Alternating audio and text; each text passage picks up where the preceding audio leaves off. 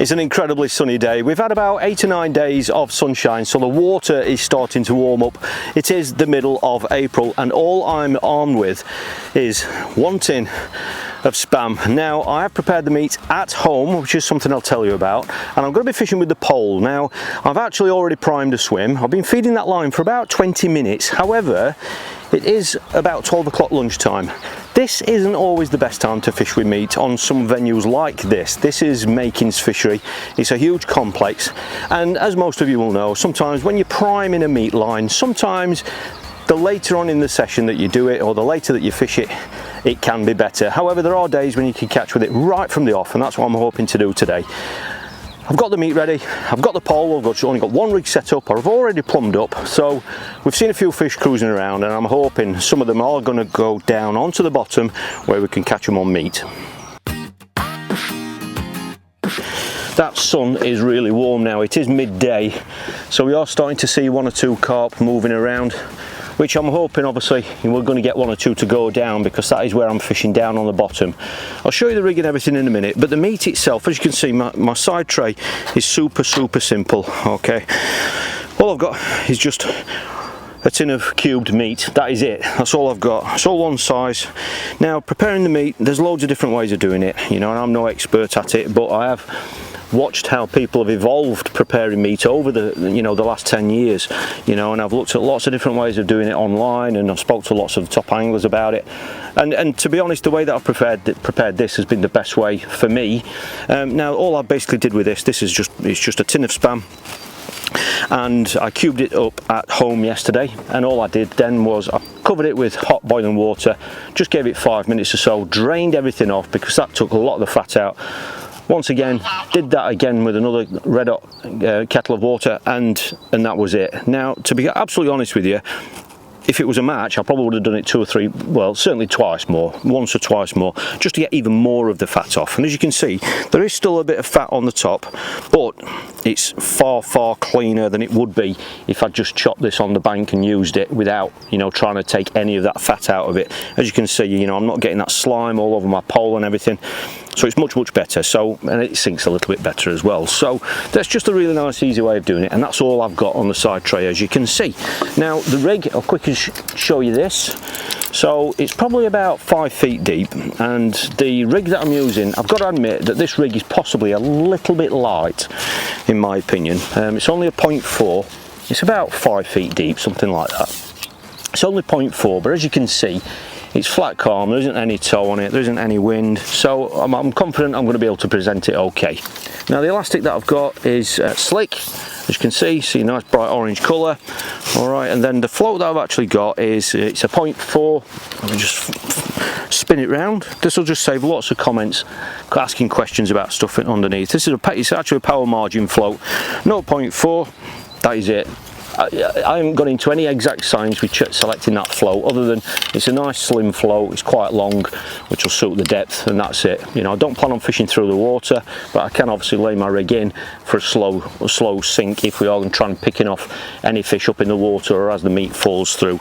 All I've got 3 cube shot there, actually just grouped there, and a spread bulk, and then I've got 1, 2, 3, 4 droppers below that to a size 14 hook, and that is it. Now, it's set so it's just on bottom, and just to give you an idea of the typography of the peg, this lake was actually reshaped about 2 years ago. It was drained and resculpted and restocked as well. And if you'd like to see this lake empty on that, I'll put a link to that video, because I was here to film it and the stocking of it. I'll put a link to that video for you at the end of this one. And so we've got quite a deep margin here, but basically there's a slight slope just past my top kit. So where the edge of my top kit is now, where my pole cup is, there, going out, it's flat. Simple as that, you know, and I don't know if that's the same on every other peg, but that's definitely the case here, in line with that peg number 12 opposite. That is my target, that is what I'm aiming at today, bang in line with that. So it's flat from there going out. So because it's me, because I wanted to fish it by throwing a few cubes, you know, 3 or 4 cubes in at a time, I want to fish it short, so all I'm doing is I'm fishing top kit plus 2, that is it. Like I say, I started priming this about 20 minutes or so ago, So I'm hoping there's going to be something there, but we'll find out. So all I've got a nice cube of meat there. Just going to pop that through the meat and leave the hook point showing. And then, you know, there is a bit of a breeze blowing, but it's over my shoulder, but I'm hoping that's not going to affect it too much. I've got a nice little pot on there. There's 3 cubes of meat. That's all I'm going to put in, because I have no idea what to expect. And we'll see if there's anything there. So I've got top kit plus 2. I've got a couple more sections behind me if I need them, if I hook anything larger than expected. There's just 3 cubes in there, that's it. And I'm just going to flick my rig in. I'm pretty sure my float's set all right, but I'll just lay that in. Not seeing many fish moving, I'll be absolutely honest. There's been the odd one going past that you possibly could have mugged, but certainly not as many as I expected. And it'll be interesting to see if there is anything down on the deck. You know, it is, like I say, it's about 5 feet deep. And on a day like this, you'd expect fish to be in that shallow water. I have seen fish moving over near that island, where it is much shallower. And depending on the venue you go to and the situation you're faced with, you might find that you've got to prime a line like this for a while, but there's lots of different ways of doing it. Some people like to feed it from the start of the session of a match and feed it for a couple of hours. Some people only like to set it up and do what I've done today, which is, you know, only kind of prime it with 20 minutes, half an hour before you're actually going to try it. But that's sitting there nice. There isn't any sort of any toe on it or anything. I've got a tiny little back shot. That was a little indication there. That was a fast knock. That's encouraging. It was quite fast. I'm surprised I didn't connect with that, but it's going to give me a good opportunity to. I'm just going to put that extra little cube shot on. Just put one of those on. I don't know what that's going to take.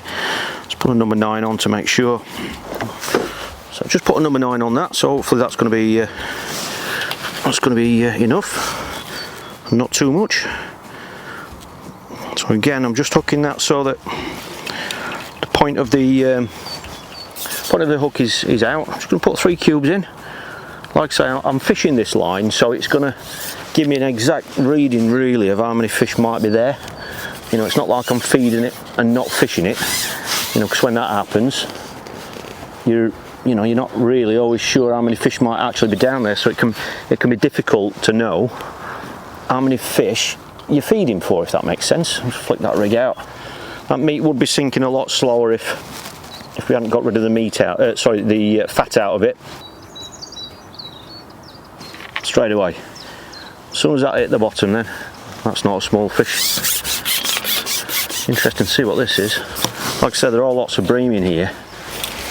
I've got spiders crawling up my arm as well. It's one of those days where all the insects are out. Interesting to see what this is. I've got my landing net down there, out of the way when I was setting the cameras up. I think it's going to be a carp, this one. It might be one of the stockies. That's really encouraging, isn't it? So early, but like I say, I have been feeding it for about half an hour.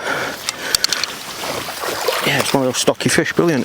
Lovely fish with those scales on, aren't they? But where that's hooked, just so you can see, that was, as you saw, it was pretty much as soon as it hit the bottom. Popping back. And all I'm going to do is just repeat what I've just done.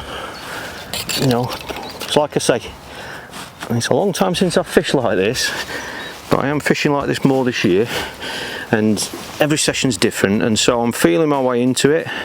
I don't know, they might want more bait going in than what I'm putting in. I don't know. That might have been a freak fish. So I'm just going to repeat what I've done, what I did last time. 3 cubes going in. That's it. And sometimes if something's working, whilst you might think there might be a better way of doing it or a quicker way of doing it, sometimes you just got to stick to what you're doing. So there we go. I'll flick that rig out again like we did. Just repeat what we've done. I'll follow those 3 pieces down under a tight line. Like I say, I've got I think it's only about a number 10 back shot. It's not really that significant, to be honest, but it's just helping just to tuck that line down out of the way above the float. But yeah, it's funny how we had those two really quick bites, and you're thinking that they were small fish, and then the next one we get's that. So maybe they were carp. We'll find out. Really tiny little indication, that one. Like I say, I'm fishing dead depth, so we should see him take it, even on the slightest of indications. I think this elastic's about right. It's got that one pull of elastic I've just done just to get this one under control and in netting range. Don't want to rush it. It's a lovely session this, the sun's shining. It's nice to see it working now. You know, sometimes it's just the time of day, but I think the rest does help on certain venues.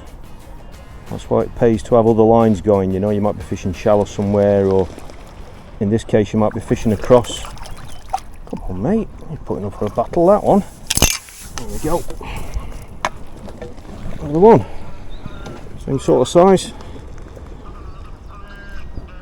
Beautiful fishing, isn't it? Fantastic. You know, I've had quite a few fish now. I mean, look how much meat I've still got left. That's from one tin. There's loads there, isn't there? When you're only feeding, you know, 2-3 pieces. I know every now and then I'll feed 6 or whatever, but you're not feeding that much. You're fishing for one at a time, and it can be a really nice way of fishing. And you know, you can catch fish of all stamps. That's all I'm doing on that pot. I've got the pot on with the cap on it, so it's got, you know, that nice rim which helps hold the bait in. If you're you know, shake your pole side to side by mistake or dink it, and it just helps hold it in. Put those in, make sure the meat's on, and then flip my rig past. Let's just see if we can follow them down and nick another one.